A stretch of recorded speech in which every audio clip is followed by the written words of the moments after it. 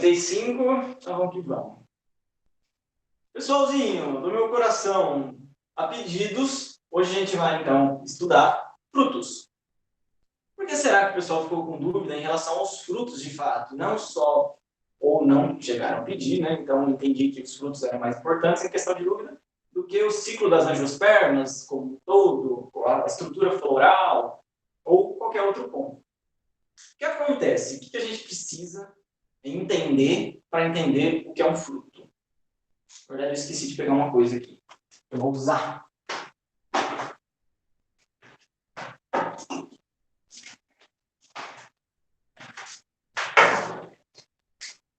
O fruto nada mais é do que um ovário desenvolvido.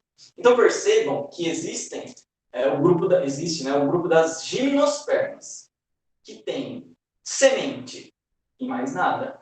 Não tem flor, não tem fruto. A gente dá um salto e o próximo grupo que a gente enxerga é o grupo das angiospermas. As angiospermas têm semente, têm flor e têm fruto. Aí você pensa, como eu pensei quando eu tinha a idade de vocês. Falou idoso agora. Pode ser que tem gente mais velha do que eu. Ou melhor, quando eu estava no colegial, quando eu estava pensando no vestibular. Enfim. O que eu pensei naquele momento? O que eu pensava naquele momento? Nossa, que coisa estranha. As plantas não têm semente, que é o caso das samambaias. Aí a gente tem um grupo com sementes. Ok, novidade evolutiva. Aí a gente salta para um grupo com flores e frutos. Por que a gente não tem um intermediário? Um grupo só com flores, além das sementes. Ou um grupo só com frutos. E isso não faz sentido, essa pergunta não faz sentido quando você conhece de fato a botânica. Por que não faz sentido? Porque é impossível eu ter um fruto sem ter uma flor antes.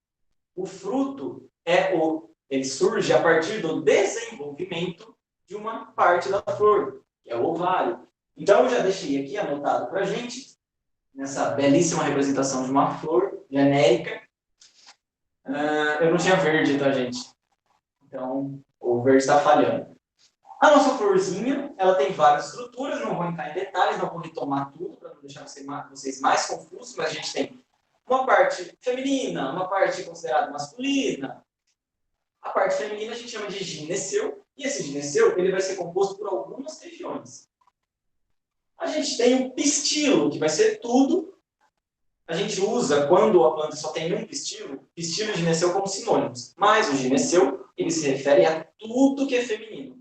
Às vezes, o tudo feminino é um pistilo só. Às vezes, a planta tem vários pistilos.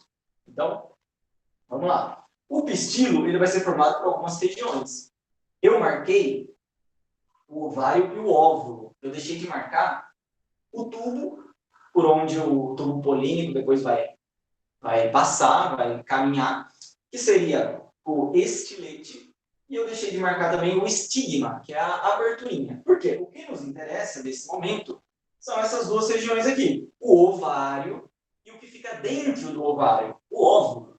Lembrando que dentro do óvulo a gente tem um gameta. Então, a flor, na verdade a planta, deixa eu fazer um tamanho que cabe na tela. A planta, a flor, o ovário, o óvulo e o gameta. O gameta feminino é a osfera. O gameta precisa de outro gameta. Fecundação, eu tenho a origem de um novo indivíduo. Então a gente espera, né, se essa planta for competente o suficiente, ou outra planta para fecundar ela, desculpa, com a ajuda, por exemplo, dos insetos que a gente conversou na semana passada, uma abelhinha traz o pólen para essa plantinha. E o pólen, ele vai chegar aqui, ocorreu a polinização. O pólen é o gametófito masculino responsável por produzir o gameta, liberar o gameta masculino. O gameta masculino ele vai buscar o gameta feminino. Encontro de gametas, fecundação. O que vai acontecer a partir dessa fecundação? A partir dessa fecundação tem um zigoto, e o zigoto vai começar a se desenvolver. O zigoto vai se desenvolver em um embrião. Enquanto esse desenvolvimento está acontecendo, o zigoto em desenvolvimento, né? Depois a gente tem um embrião, lembrando que o zigoto é só a primeira célula, depois disso a gente já pode chamar de embrião. Esse embrião em desenvolvimento, ele vai estimular, através de fitormônios, né, que a gente também conversou, ele vai estimular a planta, ou melhor, ele vai avisar a planta de que ele está ali e que tem um embrião se desenvolvendo ali. O embrião de uma angiosperma, ele precisa ter uma semente ao redor dele. E uma semente precisa de, no caso das angiospermas, precisa ter um fruto ao redor dela. Então, tudo isso aqui, essa região, vai se desenvolver. Chegamos aqui no nosso pêssego, o pêssego. O nosso ovário vai se desenvolver no nosso fruto. E o óvulo que está dentro do ovário vai se desenvolver na nossa semente, que está dentro do fruto. Então é tudo muito lógico. Eu tenho um ovário e tem dentro um óvulo. Se eu quiser falar de uma maneira mais completa ainda, eu tenho o ovário que tem dentro um óvulo, que tem dentro um zigoto após a fecundação. Tudo isso vai se desenvolver em um fruto que tem dentro uma semente, que tem dentro um embrião. Ok? Afinal, o embrião já se desenvolveu um pouco, pelo menos. Então, é daí que vem o fruto. Isso responde à pergunta por que céus não existe uma planta, não existe uma espécie capaz de produzir frutos, mas que não é capaz de produzir flores. Isso não faz sentido. Ok? Então, vamos lá. Estruturas do fruto. O que a gente enxerga no fruto? Eu pergunto a vocês. O fruto, ele vem do ovário, da parede do ovário. Então, perceba que tudo isso aqui é meu fruto, ok? Não tanto assim, não é bem assim. O fruto, ele engloba a semente. Se a gente pensar tecnicamente, a semente não faz parte do fruto. Então, o meu fruto, ele vai daqui até aqui. Ok? Tudo isso aqui, desculpa, ele vai daqui até aqui. Ok? Então, é tudo isso aqui. Minha caneta está falhando, só vou trocar. Essa parede do ovário que se desenvolve, ela se torna relativamente complexa. Ela se desenvolveu em relação ao que ela era. Aí, antes, a gente não dava nome, pelo menos no ensino médio, às camadas da parede do ovário. Agora, a gente pode dar nome às camadas do fruto. A camada mais externa, que a gente chama de casca do fruto, imagina um pêssego, aquela parte bem brilhante. Eu chamo de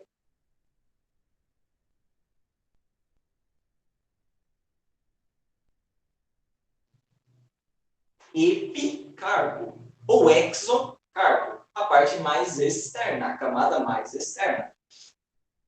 Indo mais adiante, de fora para dentro, depois do epicarpo, eu tenho o mesocarpo.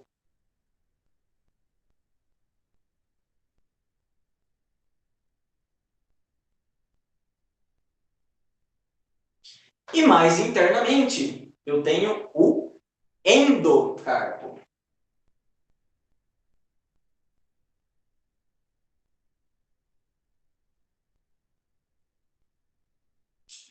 E muita atenção agora. Tudo isso que eu estou falando é o fruto. Então perceba, nesse meu desenho, essa estrutura aqui, ó, está em preto, espero que seja possível diferenciar. Está em preto sem tracejado. Isso aqui é o endocarpo. Então ele faz parte do fruto. E lá dentro, o que eu destaquei em azul, é a nossa semente.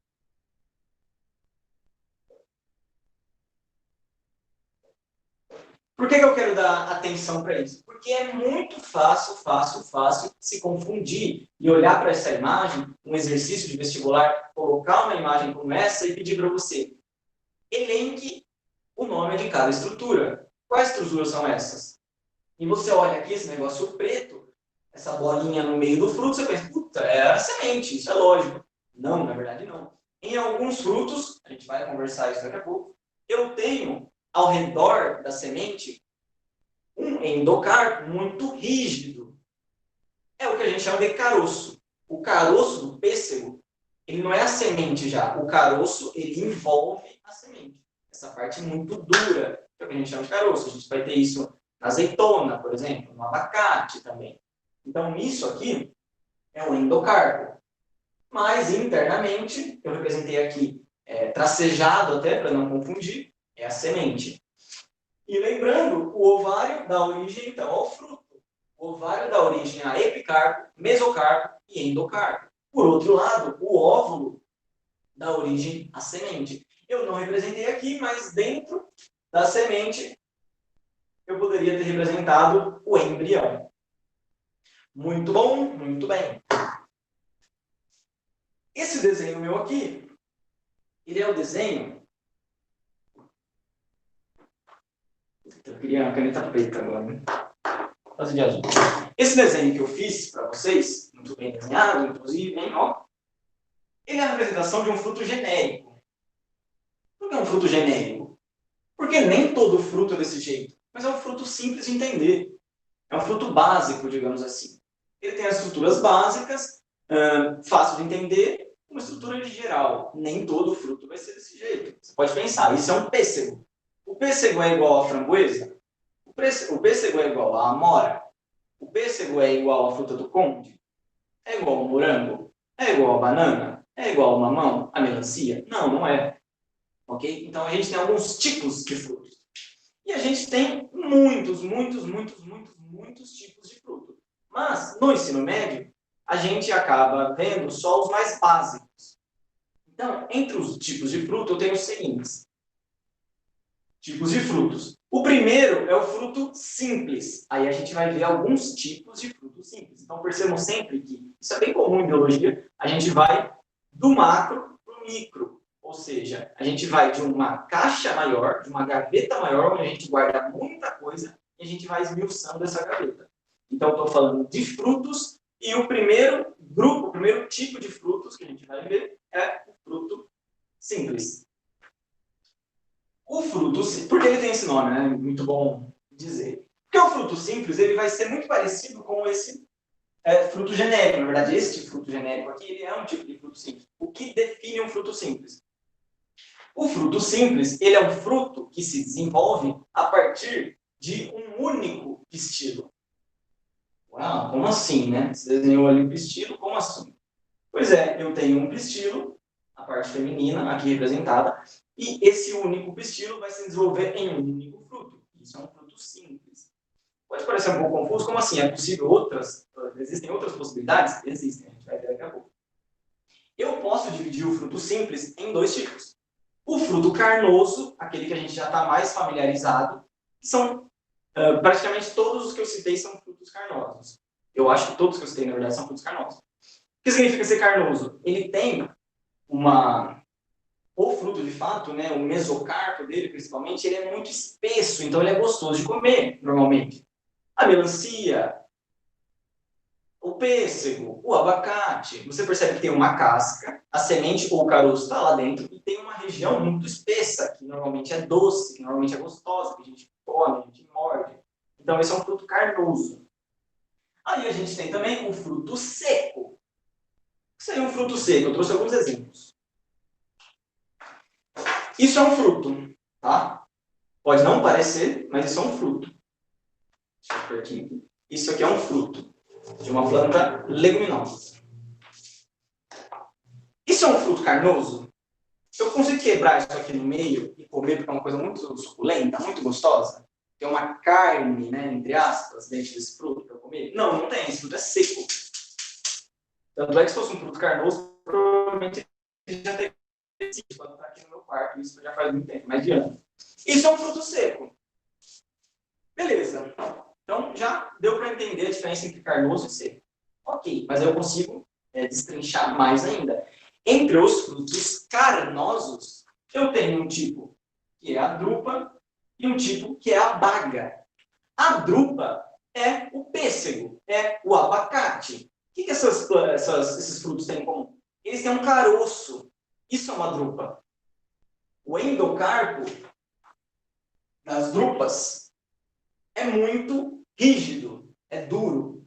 Por outro lado, quando eu falo de baga, eu estou falando de laranja, eu estou falando de melancia, eu estou falando de uva. O que essas frutas têm em comum? Ao redor, talvez vocês já repararam nisso, Ao redor da semente, a gente tem uma coisinha molinha, uma coisinha gelatinosa. Você já comeu uma uva? Provavelmente. Quando você come uma uva com semente, em volta da semente dela, tem umas coisinhas molinhas, umas coisinhas gelatinosas. Tem gente que gosta e tem gente que não gosta. Aquilo é o endocarpo da uva, que é gelatinoso. Isso caracteriza uma baga. Então, fruto simples, drupa e baga. E a gente tem diferenciação nos frutos secos. E eu trouxe um exemplo. Este é um fruto seco indeiscente. O que isso significa? Significa que esse fruto aqui, ele não vai abrir sozinho. Eu tenho que vir aqui dar uma paulada nele, ou tem, naturalmente, na natureza, tem que acontecer algumas coisas, alguns processos para esse fruto se abrir e liberar um monte de semente, ó, dá para ouvir, eu acho. Um monte de semente que tem dentro dele. Isso é um fruto seco indeiscente. Ele não abre. Mas existem, eu tenho certeza que vocês já viram um desse, um fruto seco, ele não está tão seco ainda, né? Ele não maturou, mas é um fruto seco deiscente. E você já conclui, se indeiscente é um fruto que não se abre, então um fruto seco deiscente é um fruto que se abre sozinho. Ok? Isso aqui, quando maturar, ele vai se abrir sozinho e liberar as sementes que tem dentro dele. Muito bem. Esse é o principal. Frutos simples são os principais. Normalmente caem eles. É mais difícil, muito mais difícil, na verdade, cair os outros tipos, pelo menos de frutos verdadeiros. Mas o que é um fruto verdadeiro? Até agora a gente falou de frutos verdadeiros.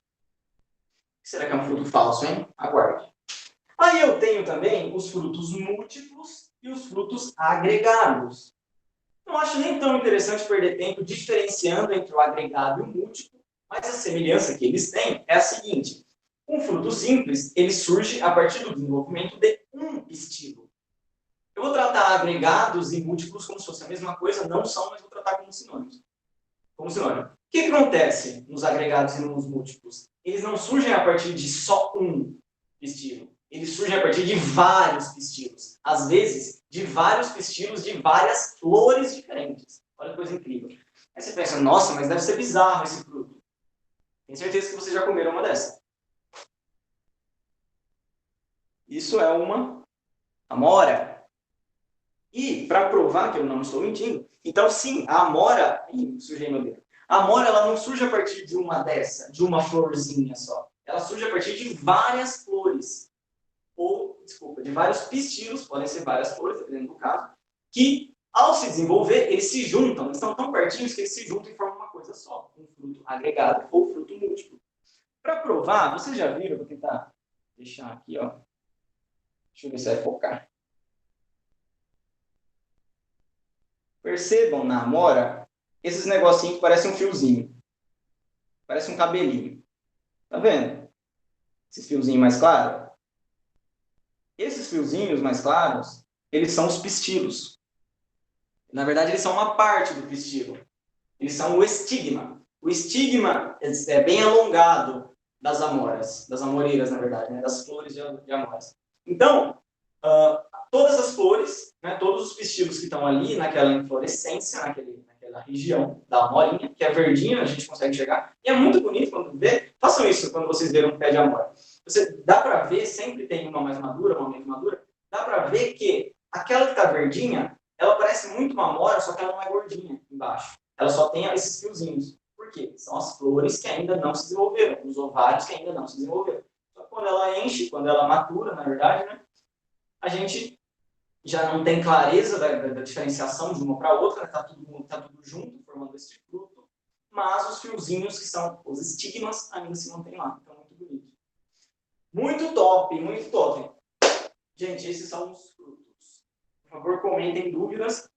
Eu vou para o computador agora dar uma passada em fotoperíodo. Acho que é curtinho. Talvez a gente passe um pouquinho, uns 5, 10 minutos do que eu pretendia, mas eu acho que não vai ser um problema, por um bom motivo, ok? Deixa eu fechar a câmera, para não dar eco lá.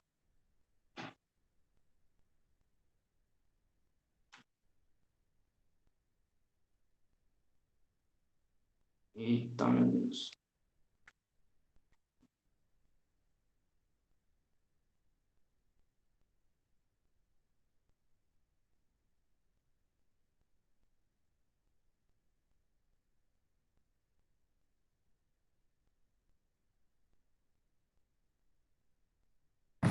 Vamos que vamos. Eita. Ah, peraí.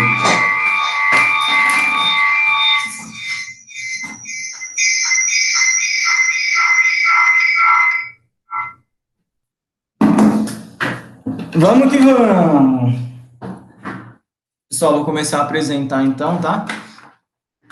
A questão do fotoperíodo, vocês vão ver que é bem curtinho, é bem tranquilo.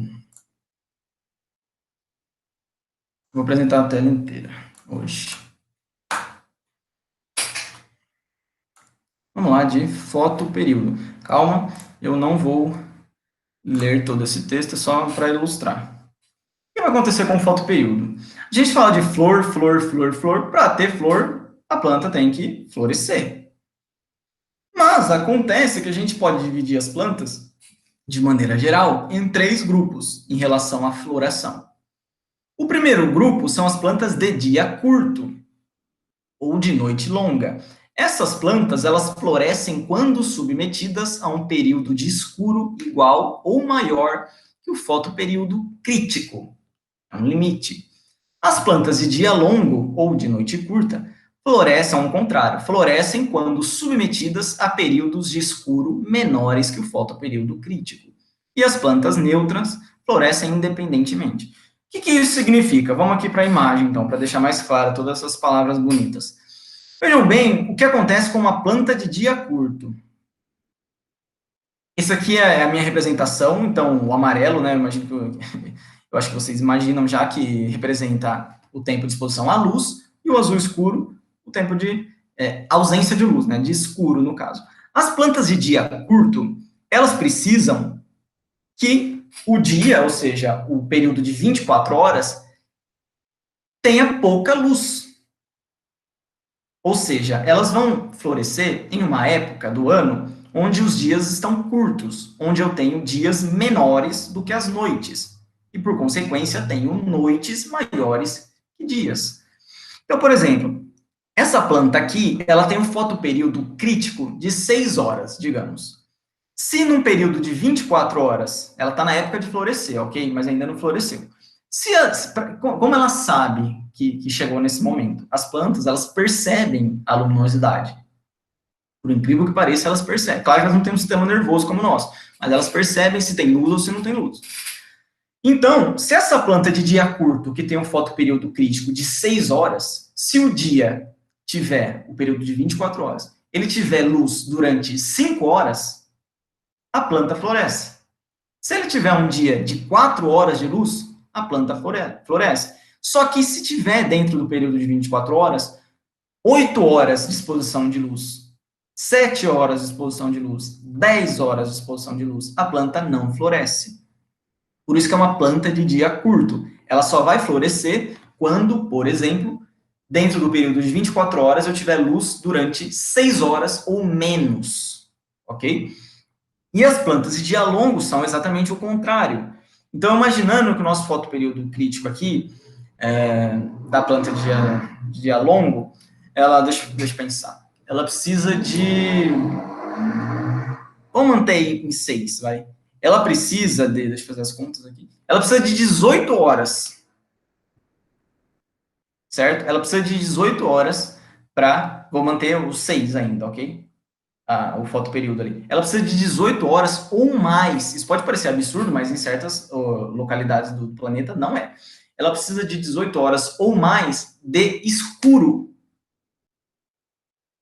Desculpa, de luminosidade. Eu falei o contrário agora.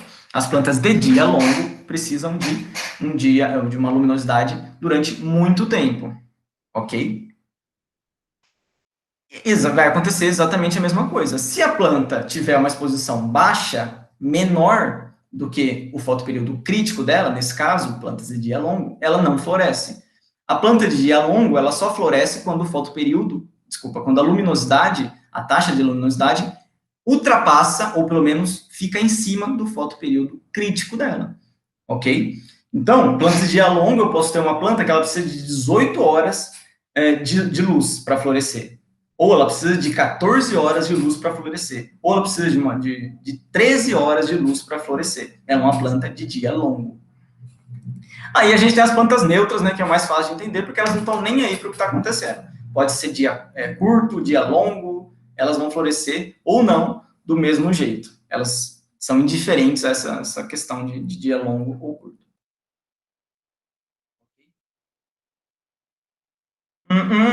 Vou falar rapidamente, na verdade vou comentar com vocês, porque eu acho que não é útil, eu acho que é perder um pouco de tempo, já que nosso tempo é valioso, eu ficar entrando em detalhes com as doenças virais. Então eu tenho aqui, eu disponibilizei no Drive para vocês, se alguém precisar eu mando tudo de novo, duas tabelas de virose, e realmente não cai muito, assim, claro que pode, sempre pode cair, principalmente no ano de coronavírus, falando sobre o coronavírus, por exemplo.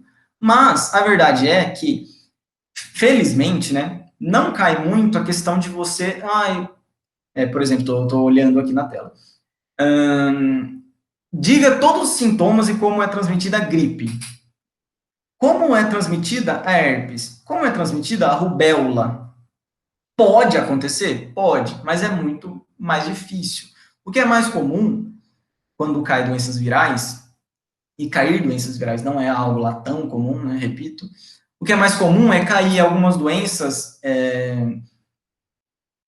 algumas nas opções que você tem doença, né, embaralhado lá, doença bacteriana, doença causada por protozoário, doença causada por vírus, por fungo, aí você tem que escolher quais delas são virais.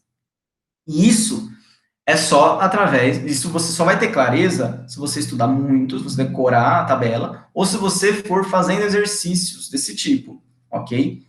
Então, eu também, né, lembro de ter passado para vocês lista de exercícios sobre vírus, eu recomendo para quem tem interesse. Então, por exemplo, tem algumas coisas que são fáceis de saber que são causadas por vírus. A gripe, a febre amarela, a raiva, a herpes, a herpes nem tão fácil. A dengue são doenças que a gente rapidamente associa aos vírus, ok? Mas outras não são tão fáceis. Por exemplo, a cachumba e a catapora, eu confesso que se vocês perguntassem em sala para mim, nossa, professor, cachumba é vírus? Eu ia ter que pensar um pouco.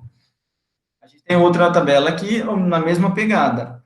Características, transmissão, observações, sintomas, a herpes, a varíola, mononucleose infecciosa. Nunca diga nunca, mas qual a chance de cair um exercício sobre mononucleose no vestibular? Principalmente do da Unesp, que costuma ser mais tranquilo. Mas é muito importante você saber associar rápido que dengue, que febre amarela, que varíola são doenças causadas por vírus. O que é mais provável de cair relacionado a vírus, relacionado à doença viral? Contextualizando para falar de vacina, contextualizando para falar de imunização, né, que a vacina tá ali. Como eu falei, para você diferenciar o que é bacteriano, o que não é, o que é viral. O vestibular é cruel, mas o vestibular, na minha opinião, já foi mais cruel. Então, eu acredito, ou pelo menos é mais comum, que hoje em dia, quando cai esse tipo de questão que você fica puto da vida, porque, mano, por que eu tenho que saber isso? Por que eu tenho que decorar um monte de coisa? Normalmente, as alternativas, elas ajudam no sentido de ter algumas alternativas um pouco absurdas. Então, por exemplo, vai cair A, B, C e D e E. Tem 3, 4 doenças em cada alternativa para você saber qual é qual. É muito comum que caia na A, tenha malária. E malária é uma doença, claramente, que você tem que associar a protozoários. Que tenha lá, pensar uma clássica aí. Peste negra. E a peste negra é muito importante você ter noção de que é causada por uma bactéria. Ou micose. E é claro que uma micose, qualquer que seja ela, é causada por um fungo, ok? Então, quando cai, normalmente tem essas manhas aí. Vamos para o exercício. Termino aqui. Pois é, Fabiane, eu que mosquei, né? Falar que herpes é fácil de associar, não é tão fácil, não. Na hora eu fui falando e herpes não é tão fácil mesmo. Catapora é viral, Maria Luísa, para provar para você, né? Catapora é uma doença infecciosa altamente contagiosa causada por um vírus. Eu lembro que catapora me perguntaram em aula, na primeira aula que a gente teve. Pessoal, então eu termino por aqui a nossa revisão, agora vamos para o exercício. Deixa eu parar a apresentação aqui, para a gente dar uma respirada. Eu agradeço quem quem participou aí com a gente, eu digo que vocês estão, sempre vocês estão livres, né? Vocês não são crianças, mas vocês estão totalmente livres para quem quiser ir embora, né? Se assim achar melhor. Se não, estão totalmente também convidados a participar da nossa resolução de exercícios. Espero que tenha ajudado a nossa revisãozinha. Eu, como sempre, vou disponibilizar em vídeo. Vamos fazer o seguinte, eu vou responder as perguntas aqui do chat, depois eu vou para os exercícios. Liara. Professor, para o Nesp, eu tenho que saber decor os tipos de fruto? Olha, eu vou ser bem sincero com você. Não à toa eu juntei ali múltiplo e agregado como se fosse a mesma coisa. A gente até tem uma diferenciação. Mas o que costuma cair em relação aos tipos de frutos é, de fato, fruto simples e a diferenciação entre carnoso e seco. É comum também, isso não é raro, quando cai essa temática, cair para você diferenciar drupa e baga, principalmente. Mas também pode cair indeiscente e indeiscente e deiscente, ok? Então, se você tivesse que estudar a temática de frutos, estou olhando aqui na luz para me concentrar. Se você tivesse que estudar a temática de frutos, eu acho que nada é perdido. Na verdade, eu estou olhando aqui para a lousa, eu percebi que eu deixei de comentar sobre fruto partenocárpico e pseudofruto. Peço desculpa, né? Peço desculpa que eu vou explicar isso agora.